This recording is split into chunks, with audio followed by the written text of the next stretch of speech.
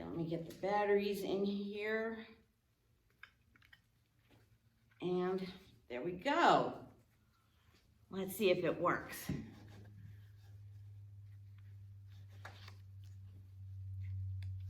There we go. Please, Mr. Postman, here's one more. I bet I know who this is for. Santa is waiting to hear from me. Then we'll send a top priority. Ho, ho, hold it. Have you been good? I sure have. Well, as good as I could. North Pole delivery leaves at noon. Hey, Santa, I might as well be there soon. Are you sure it'll get there in time? Guaranteed. Well, that was fun. Let me tell you a little bit more about the book. Well, I told you that I had this book since I was a little girl, and I read it to my children for years and years and years. And as happens in a lot of families, moms and dads don't live together. And so their dad lived far, far away from me, and sometimes they would go and visit their dad. And I was like, gosh, I don't know if I should read the story to them or not. Well, goodness sakes, they called me up, both my son and my daughter, who were just little kiddos, and said, Mom, aren't you going to read the book?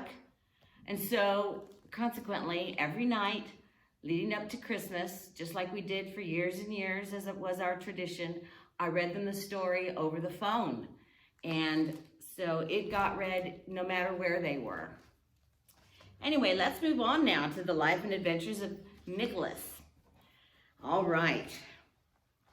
After the crowd of villagers had dispersed on that Merry Christmas day of the race, Nicholas was stopped at the door of the fisherman's cottage he had lived in for a year by a lean, dark-looking man who looked as though he had never smiled in his life.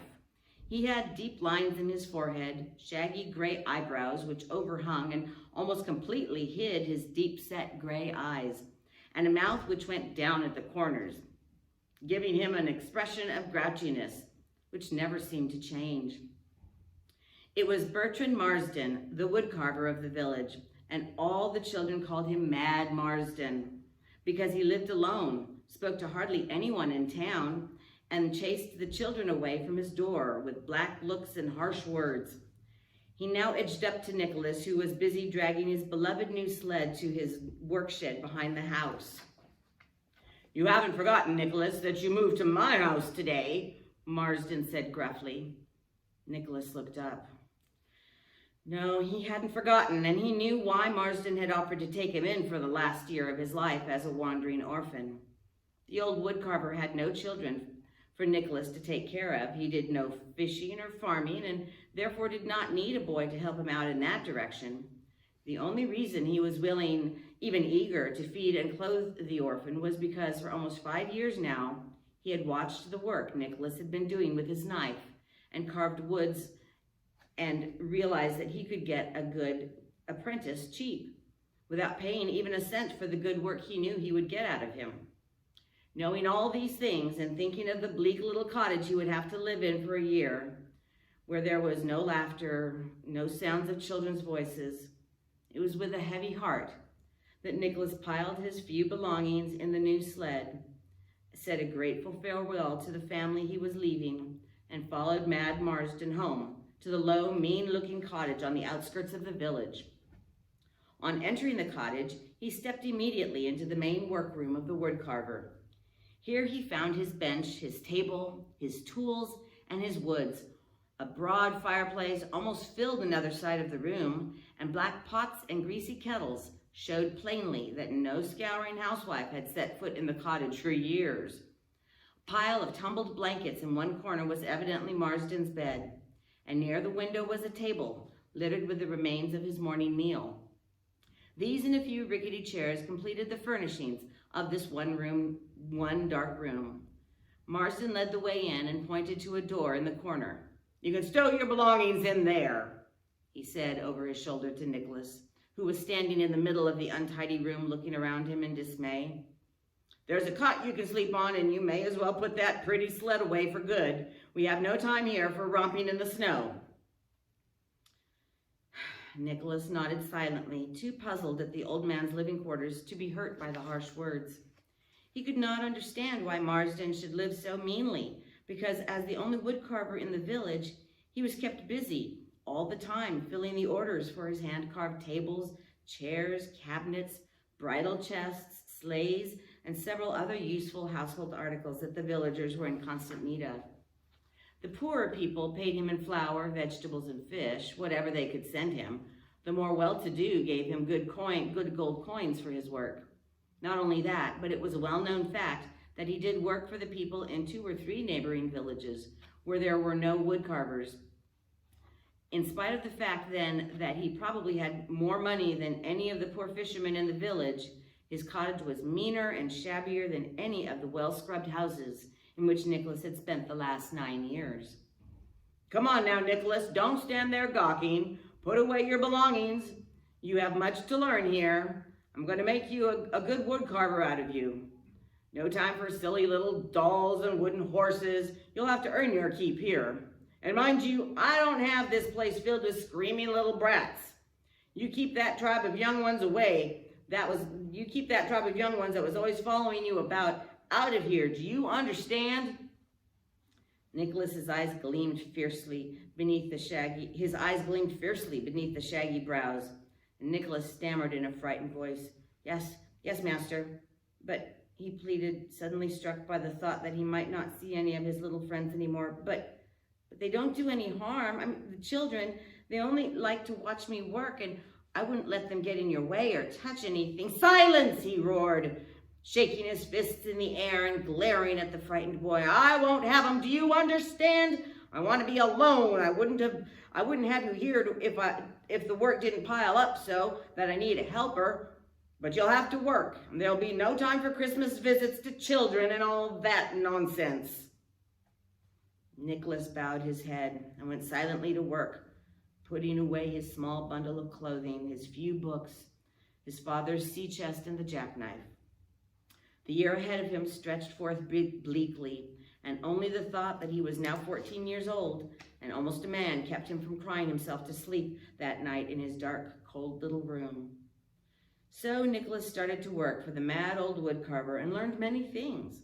He learned that his father's old jackknife was a clumsy tool compared with the beautiful sharp knives and wheels that Marsden used.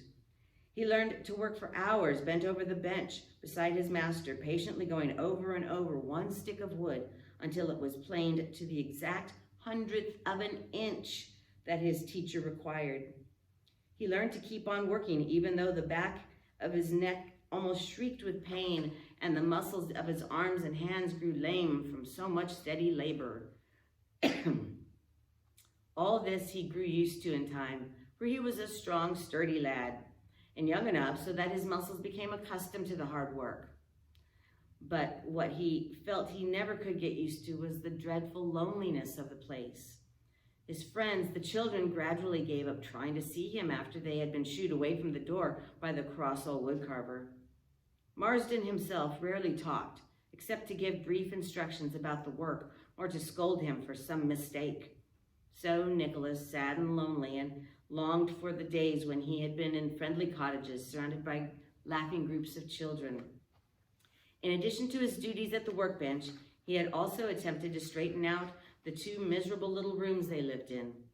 Marsden was surprised one morning on awakening to discover that Nicholas, who had arisen 2 hours earlier, had swept and scrubbed the floor and hearthstone, taken down the dirty hangings from the 2 little windows, and had them airing in the yard, and was now busily scrubbing with clean sea sand the dirt-encrusted pots and pans.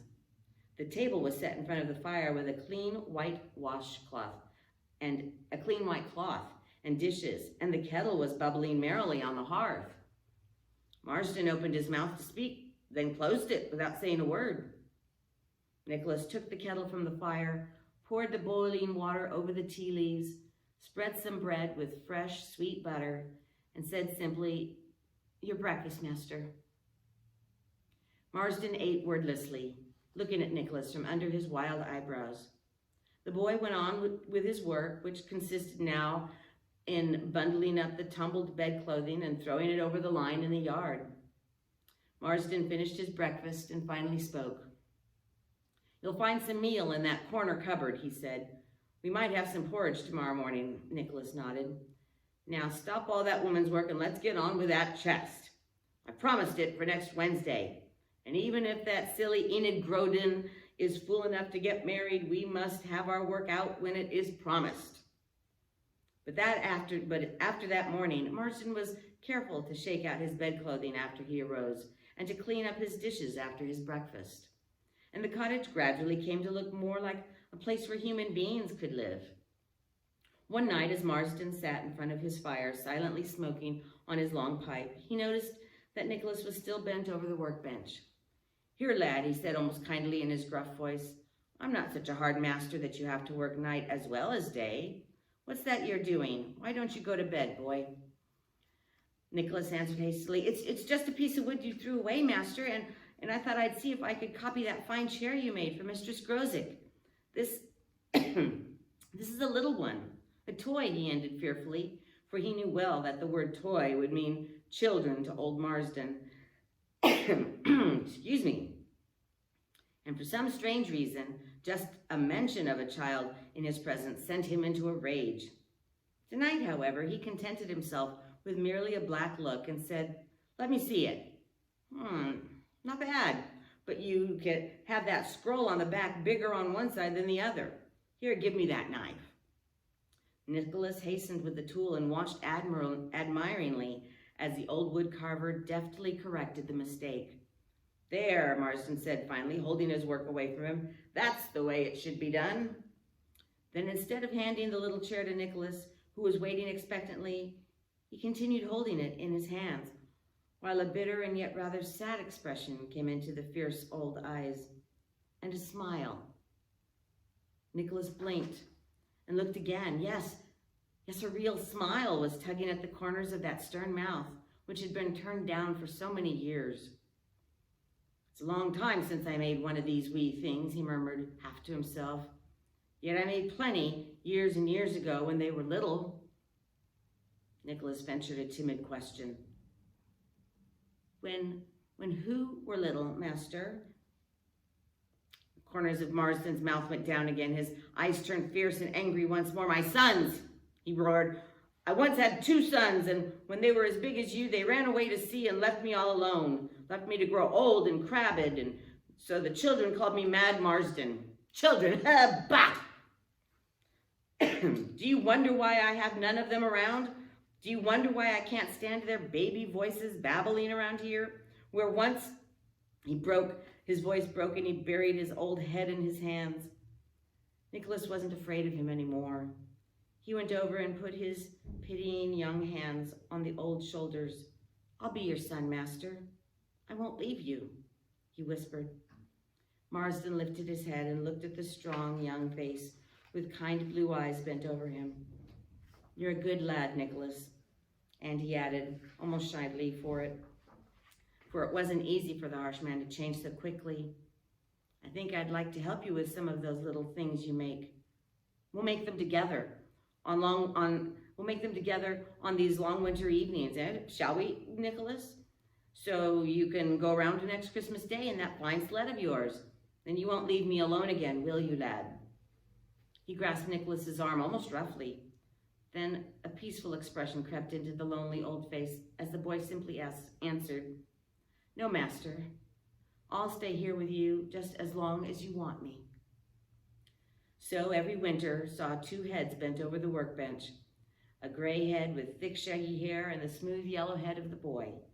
They worked feverishly during the weeks preceding Christmas, and with the old man helping with the carving, Nicholas was able to dedicate little touches to the toys that made them far more handsome than any he had ever made before.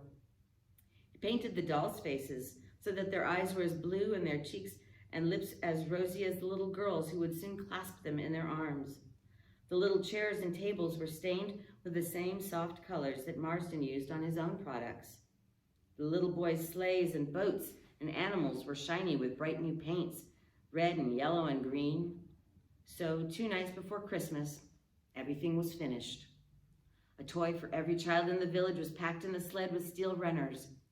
Yet Nicholas and the old man were still working at the bench. This time they were desperately trying to finish a chest, which had been ordered by a wealthy woman in the next village, 20 miles away. She had said definitely that she wanted the chest finished in time for Christmas Day because she was giving it to her daughter as a betrothal gift. A betrothal is a wedding, so it's a wedding gift.